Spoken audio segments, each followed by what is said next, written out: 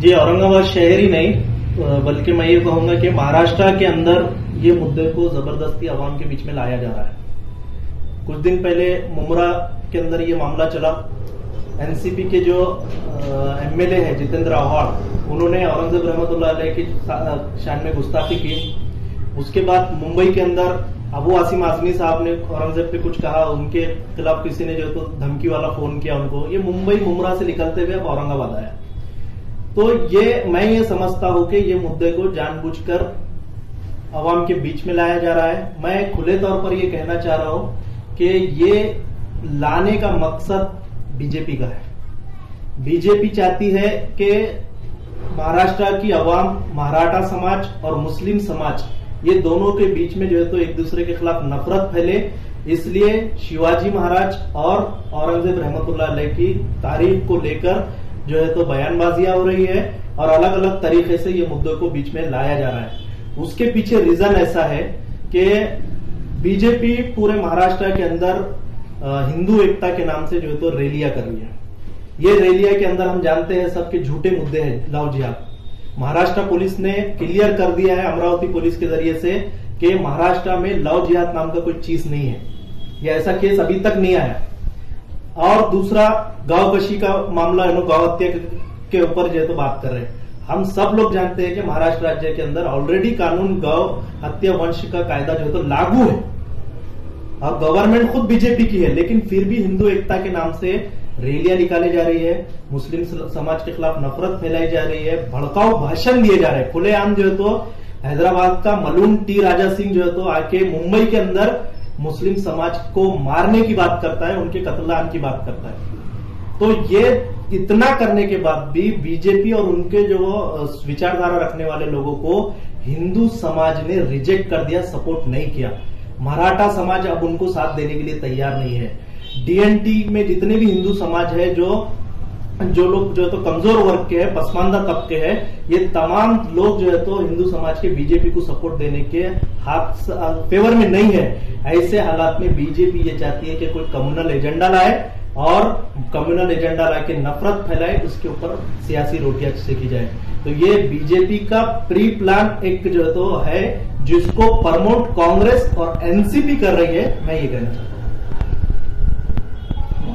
इसको कहां तक सही मानते हैं? महल की सुदाम। इसके लिए मैं ये कहना चाहता हूँ कि देखिए, बीजेपी और शिवसेना, आप औरंगजेब की दुश्मनी बताकर कितना भी जो है तो मुस्लिम समाज को टारगेट करो, लेकिन अब ये जग के सामने आ गया, दुनिया के सामने आ गया कि शिवसेना बीजेपी शिवाजी महाराज के फॉलोअर नहीं है, बल्कि सबसे बड़े दुश्मन यही है।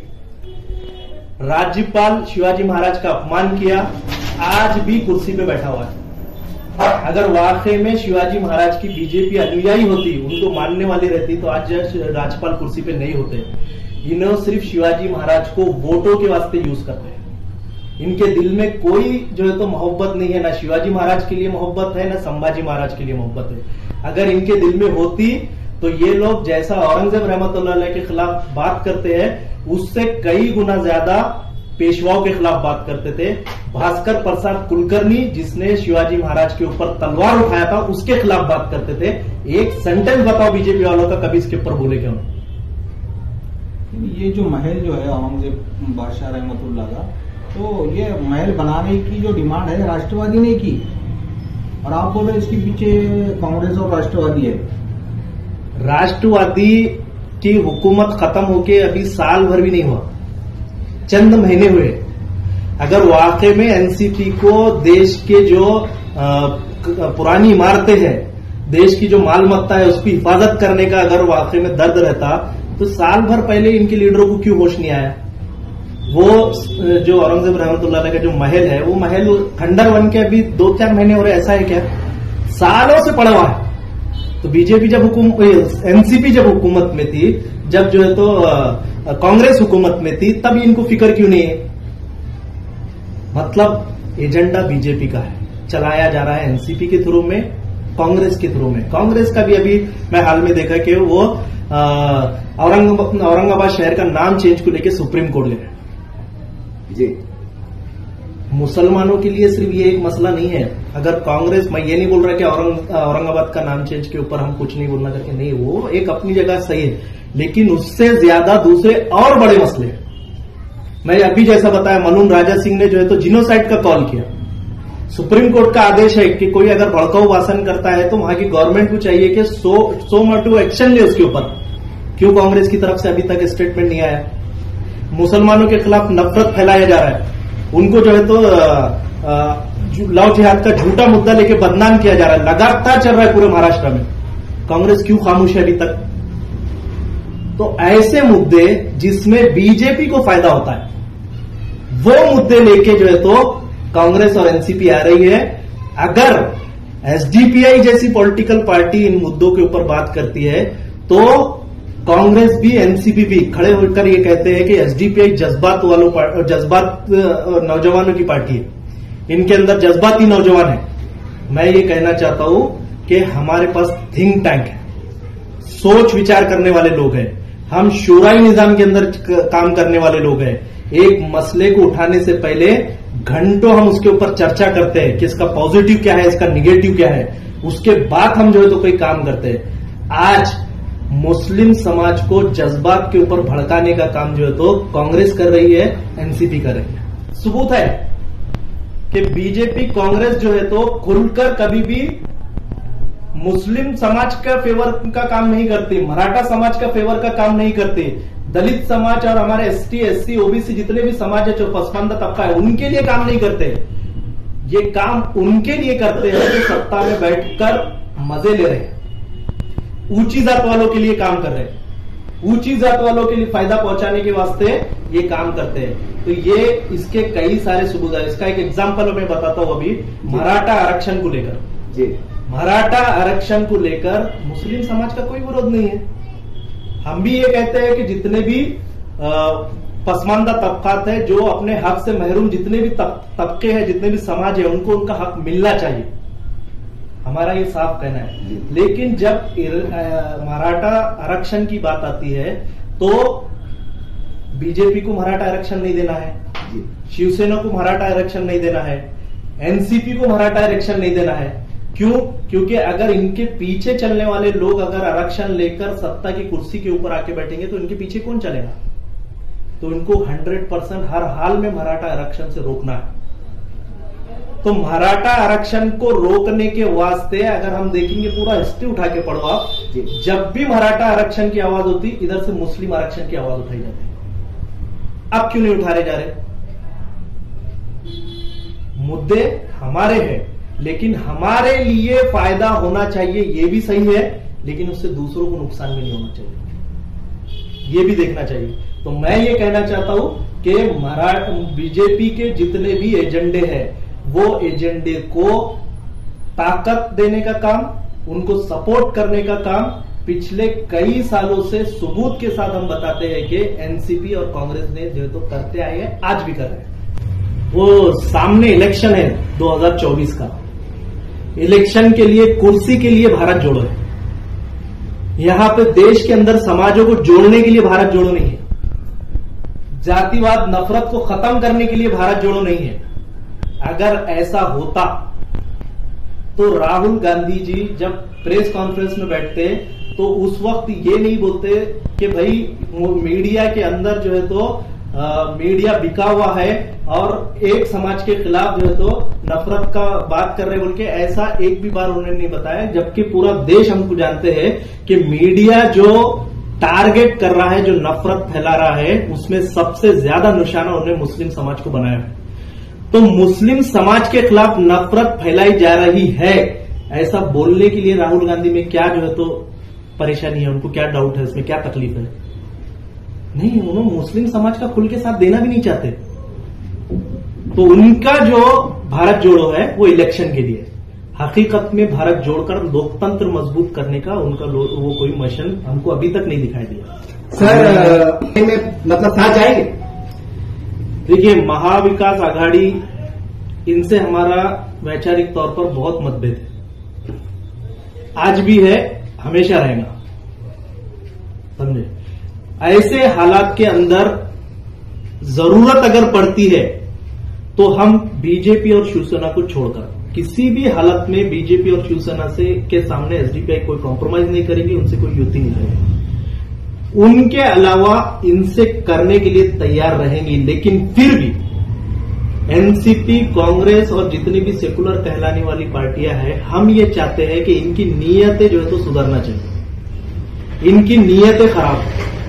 अगर इनकी नीयत खराब रहेंगी तो एसडीपीआई तन्हा मैदान में उतरेंगी, तन्हा अपनी फाइट लड़ेंगी, अवाम को अपने साथ में लेकर एसडीपीआई एक मजबूत और ताकतवर क़यादत जो है तो यहाँ पे खड़े करने की कोशिश करें। नहीं, औरंगाबाद में एमआईएम का भी जोर है, तो आगे फ्यूचर में सब प्लान है आपका या हो सकता है आपके साथ? एमआईएम है, समाजवादी है, दूसरी भी पार्टियां है, गैर कांग्रेसी पार्टी है। जितने भी पॉलिटिकल पार्टियां आपने नाम लिए, बीजेपी और शिवसेना को छोड़कर जी, इनके लिए हमारी कुछ शर्तें हैं। हम आंख बंद करके किसी के पीछे जाने के मूड में नहीं। हम वो बड़े हैं, उनका बहुत बड़ा नाम है, उनके पास माल दौलत है, उनके जो है तो बड़े बड़े काम है, बल्कि ऐसा हम उनके पीछे जाने के मूड में नहीं है। हमारी पहली प्रायोरिटी ये है, पहली तरजीह ये है कि हम अपने बलबूते पर अपने पैरों पर खड़े रहेंगे, अपनी ताकत बनाएंगे। उसके बाद शर्तों की बेस पर अवाम के बीच में रहकर, अवाम के बीच में सारी शर्तें रखकर किसी से युति करने का अगर बात आई तो हम करने के लिए तैयार हैं। युवा आघाड़ी के अंदर शिवसेना लीडिंग रोल में रहेंगी तो एसडीपीआई कभी भी उसके साथ नहीं जाएगी। देखिए, महाराष्ट्र राज्य के अंदर एक विचारधारा है, वो है शिवाजी महाराज की विचारधारा, दूसरे फुले शाहू अंबेडकर की विचारधारा। ये दोनों विचारधारा के साथ में एसडीपीआई खड़ी हुई है, हमारी विचारधारा, और ये दोनों विचारधारा हमारे साथ है। तीसरी विचारधारा एक है, तीसरी विचारधारा है सावरकर वाली विचारधारा। ये सावरकर वाली विचारधारा के साथ में एसडीपीआई का कोई हालत के अंदर जो तो कॉम्प्रोमाइज नहीं होगा। हम हमेशा इसका विरोध करेंगे, खुलकर सावरकर वाली विचारधारा का विरोध करेंगे, क्योंकि ये देश को बांटने वाली विचारधारा है, देश को नुकसान पहुंचाने वाली विचारधारा है। ऐसी विचारधारा को रखकर उसके साथ एडजस्ट करना, ये हमारे देश का और हमारे देश की जनता के साथ धोखा है।